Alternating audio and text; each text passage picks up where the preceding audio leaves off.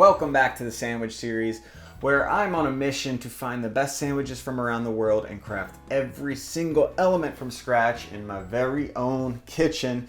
And you guys have been throwing around some incredible ideas, some sandwiches that I've never heard of that I am excited to try. And we're definitely going to get more international on upcoming episodes of the sandwich series and do some far out stuff. But for episode 3, I had to take care of business, do a sandwich that, was just necessary, something that I've been thinking about from the second I created this series, and basically go back into the vault a little bit. And if you've been following my Instagram, Life by Mike G, I'm always throwing out hints on what the sandwiches are gonna be every week.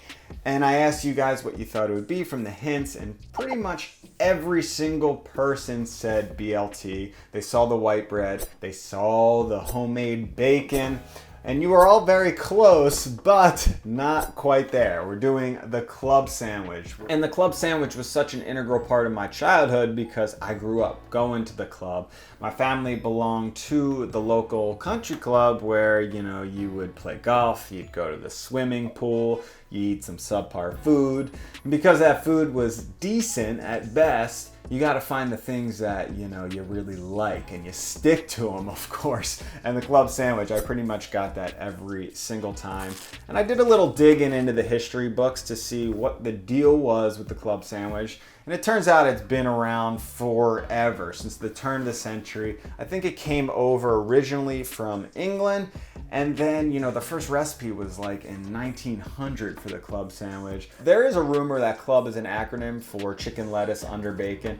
I don't really subscribe to that. I think it was just an incredible sandwich someone invented, and they ate at clubs a lot. But basically for the club sandwich, you've got, your standard bread, your sandwich bread. You've got, of course, the bacon. You've got chicken, sometimes turkey, usually the deli meat style. You've got lettuce, tomato, and then, of course, mayo.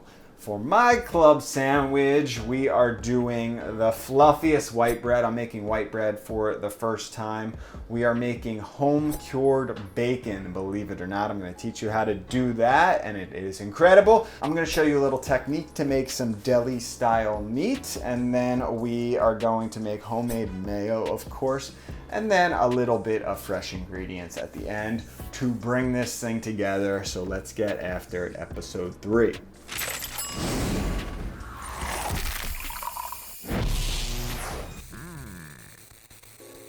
So like all the sandwiches in this series, we start off with some nice, fresh, homemade bread, which is one of my favorite parts about the series because I love making bread from scratch. And I'm trying a new one today. I'm doing some white bread, some sandwich bread. I've never done it before, but it's really simple, and it starts off with 1.5 cups of flour. Then I added about 1/8 of a cup of maple syrup. You can use honey, you can use sugar, but you gotta have that sweetness in your white bread. Then I sprinkled in about 1 tablespoon of the dry active yeast. 1/8 of a cup of oil. I use grapeseed. You can use butter if you want. Just add a little more moistness and flavor. And then 1.5 cups of warm water to really activate that yeast. I mix that together and I just let that stand for about 10 minutes until that yeast activates. You'll start to see some bubbles just like this. And then I started adding the rest of the flour. I added about 1.5 cups of flour, and then a little bit of salt. And I mixed that up. It was a little wet at this point, so I added about 1/2 cup just to bring it together.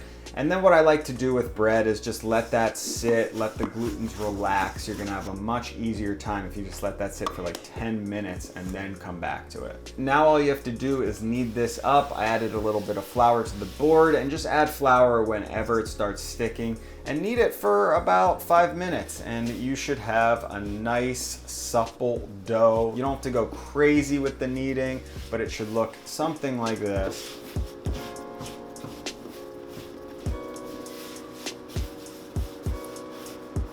You know the deal at this point. Put that in a bowl with a little bit of oil and let that sit at room temp for about 1 hour to 1.5 hours until it has doubled in size. And then just give that a little pat down and take out a loaf pan and spray that loaf pan to make it nice and non-stick. And all I did was I took my dough out and I just spread it out a little bit and just rolled it up. Really simple, nothing complicated about this. Popped it right in the loaf pan and let that rise for about an hour. Could be less, could be more, but you want it overflowing over the sides just like this. I took a little melted butter and buttered that bread up so you get a nice, deep, rich, and flavorful crust. Threw that in a preheated oven at about 350 degrees.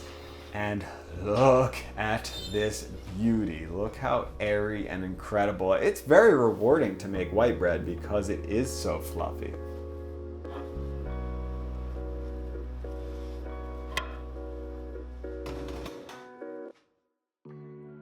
So we're gonna be making some home cured bacon, and believe me, no one's stopping you. Go to the store, buy your bacon, that is completely fine, but that's not the point of this series. We're making every element from scratch. I'm pushing it to make the ultimate sandwich, and I have an entire video I'll link right here on curing meat from home. It's a really simple process. If you want more details, you can click on that.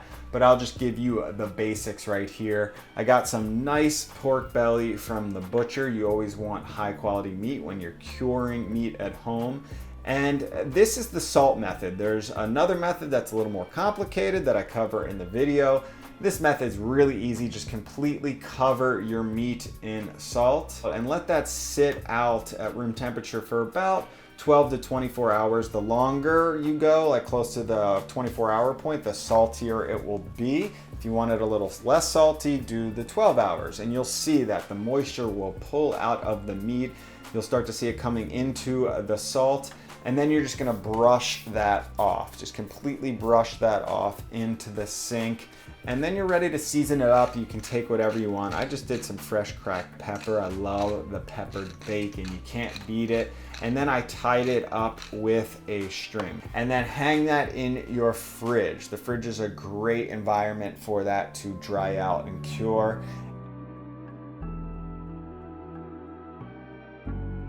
And just let that sit in your fridge for about 2 to 3 weeks until it's lost a good amount of that moisture. It's cured a little bit. It's not that important how much actual percentage of weight it's lost because we're cooking it up in the long run. If it was charcuterie, that's a different story. Now check this out. That is incredible bacon right there. And I realized in this moment that if I would have just kept it, whole and not scrunched up, you would have had bacon strips. But, I like it like this as well. Now, if you look at the original recipe in Good Housekeeping, Everyday Cookbook by Isabel Gordon Curtis in 1903, it says to broil the bacon. And I never broil bacon. I usually pan fry it. But I'm going with the recipe on this one, so I just put it on a sheet pan with some tin foil. I rubbed in a little bit of oil just to make it non-stick, and then I threw it under the broiler and let that get nice and crispy. I just turned it over a few times, and let me tell you, broiled bacon is the truth.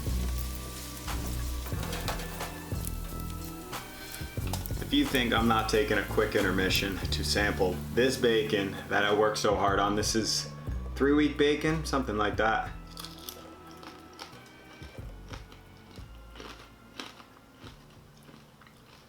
Tastes like bacon, but better. Salty, definitely salty, but that's what bacon should be, right? Super salty. All right, let's work on this deli style chicken meat. You can use turkey, of course. I love turkey clubs. That is a great option. I'm using chicken because it's more available. And I just took 2 chicken breasts and I sort of stacked them on top of each other. Make sure the thick side and the thin side are stacked so it's one nice, even, thick strip. And I started roping it up a little bit, and I was doing like the fancy butcher tie, and I just got a little frustrated because it wasn't tight enough. So then I just did the ghetto rig and just, sort of tighten it up. I want this like one piece, so I really strung it up tight. And then I thought I would create a brine just to get some really nice moist chicken. So I just took a pot and I added some salt, I added some pepper, a little bit of coriander seeds, some chili, 2 cloves of garlic, and I just filled that with water. Brought that up to a simmer so everything dissolved and those flavors start to mend. I put some ice cubes in there just to cool it down a little bit. Pop that chicken in there and let that sit overnight. Now, I'm not sure if this is the move. I would have really loved to sous vide that chicken, but I don't have a sous vide machine and I didn't feel like, doing the hack version of that. So I went with the really, lazy version. I took it out of the fridge and I just popped it on the stovetop and simmered it. I brought it up to about 160 to 170 degrees and just simmered the chicken for about 20 minutes until it cooked through. And you're looking for an internal temperature of about 160 degrees of the chicken. Maybe someone out there knows a lot better. I could be getting slammed right now. Is all of the moisture just leaking back out that I worked so hard on with the brine? I just tried a new technique.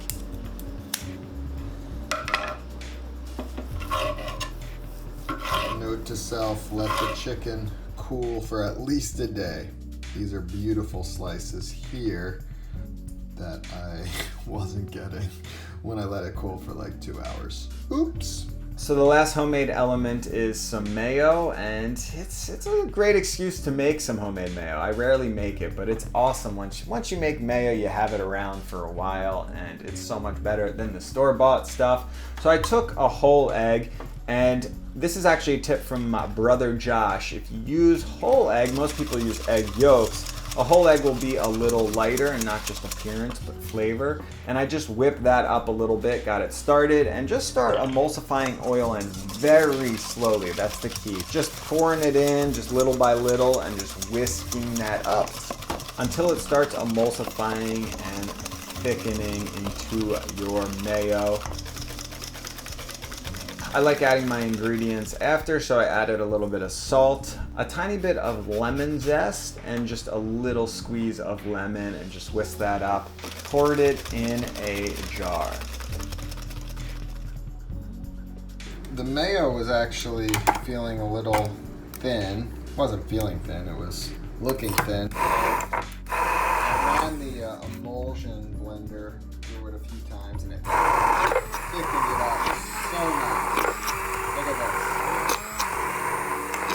Now that is beautiful mayo. Probably should have done that from the start, but you guys know I have a fear of the emulsion blender, aka Dexter.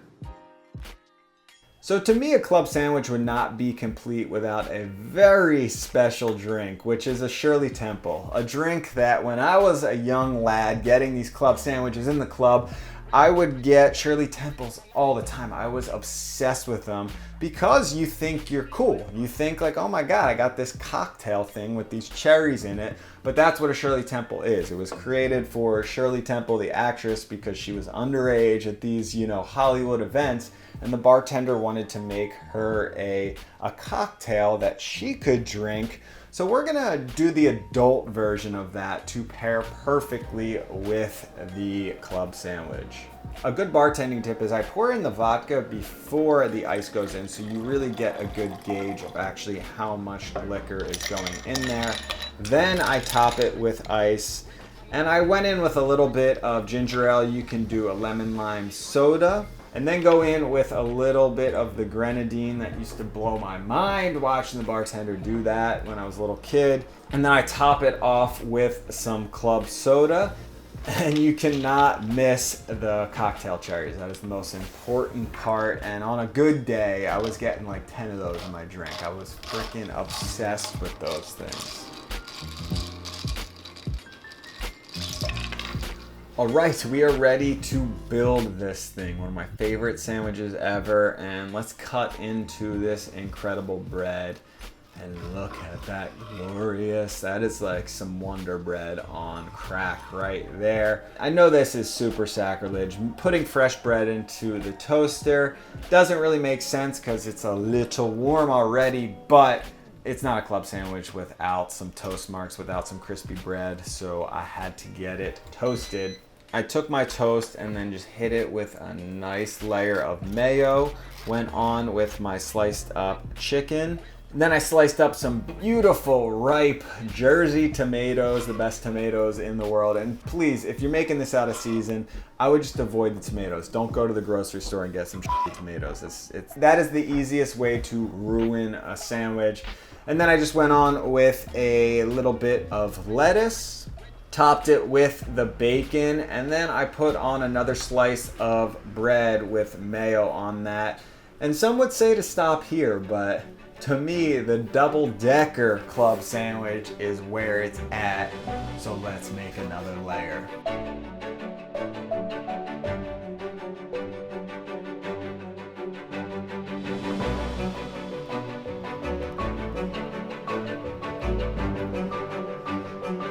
Time to cut into this thing, and boy did I make the mistake of a lifetime. You gotta toothpick your club sandwiches. I didn't realize until the bacon started shooting out in all directions. So I toothpicked it, it worked a little better, and there you go.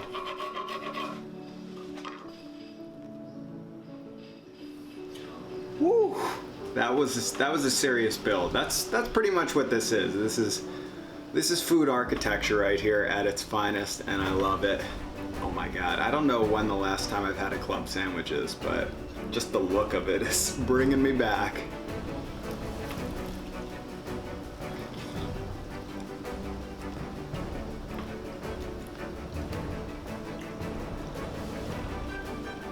It's perfect. It's perfect.